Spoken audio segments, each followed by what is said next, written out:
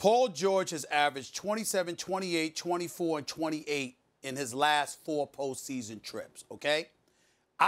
We all know that Paul George is a star in this league. A star on both ends of the floor, by the way. One of the most complete players in the game. Even as a secondary option, like Max said, I ask you this question, Jalen. It is 2020. That great talent that is Paul George, who we all know is great, even though it's secondary option, has not been out of the first round since 2014. You have no problem with that? Well, here's what ends up happening then. When he was in the Eastern Conference, and this is what The Last Dance exposed for me, how Michael Jordan kept so many Hall of Fame players from winning championships literally.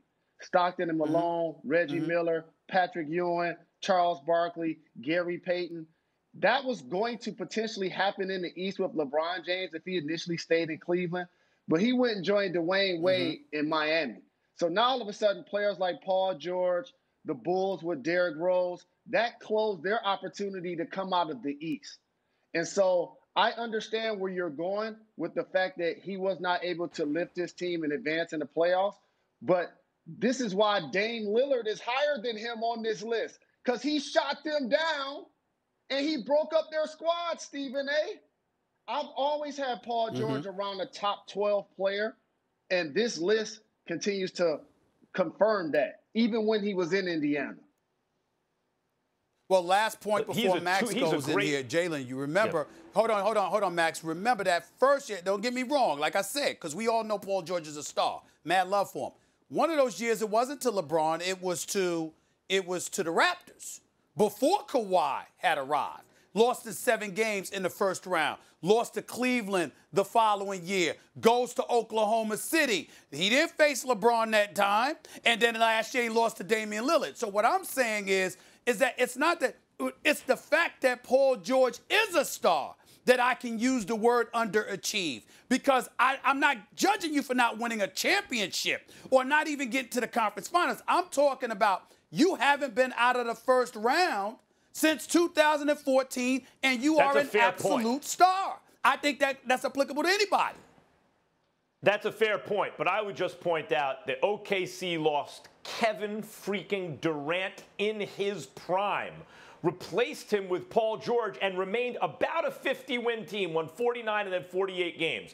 And this is Paul George's issue. He's not, if he is the alpha of your team, you probably aren't going to make a great playoff run.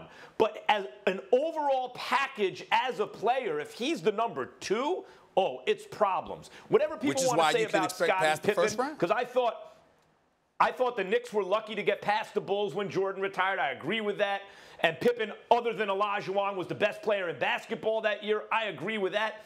But the bottom line is the Bulls didn't advance very far in the playoffs with Pippen as their best player.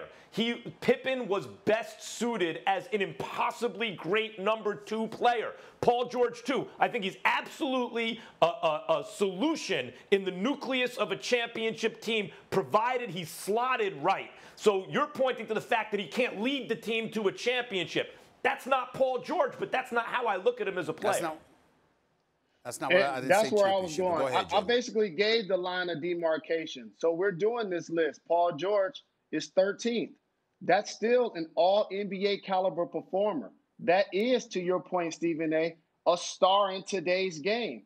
But if you're going to win multiple championships, as you know, for covering the league as long as you have, it takes a superstar in order to lift your team in order to do that. And so Paul George, yes, he was not able to do that in Indiana and was not able to advance at OKC, but the people that he was losing to are higher on this list than him. When you start talking about the handful of best players in the game, he has not been in that conversation. So I feel like he's about right on this list, but I still don't feel like he's an underachieved since he left Indiana.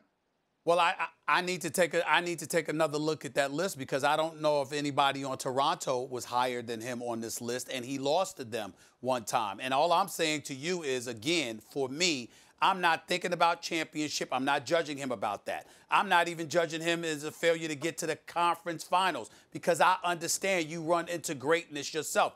But as a secondary, an elite secondary option. That means you had somebody else that was the alpha for you at least for 2 years, which is why I said I would put Russell Westbrook, the great Russell Westbrook, on this list too. Mad respect to both of them. But with that respect for their greatness comes expectations. And when I use the sentence, you haven't been out of the first round since 2014, but you're a top 15 player. That's all I'm saying. I understand. I appreciate the point, Jalen, and I want to give you the last word, but 15, I'm just saying that's how I'm looking at it. Out of the first round, no. That's all I'm saying. I think here's the drop the mic point. You underestimate how good those Raptors teams were those years. And here's the perfect example to close this argument. They had DeMar DeRozan, an all-NBA player, just like Paul George. You lose him, you add Kawhi Leonard, superstar player, and then you win the championship. That's the point that I'm trying to make. So, yes, Paul George isn't going to be the best player on the championship team, but those Raptors teams were really good, as they've shown, because they just won the championship. And they're really good this year as well. I agree. I'm just saying first round. That's all. I agree. I'm just saying first round. Thanks for watching ESPN on YouTube. For live streaming, sports, and premium content, subscribe to ESPN+.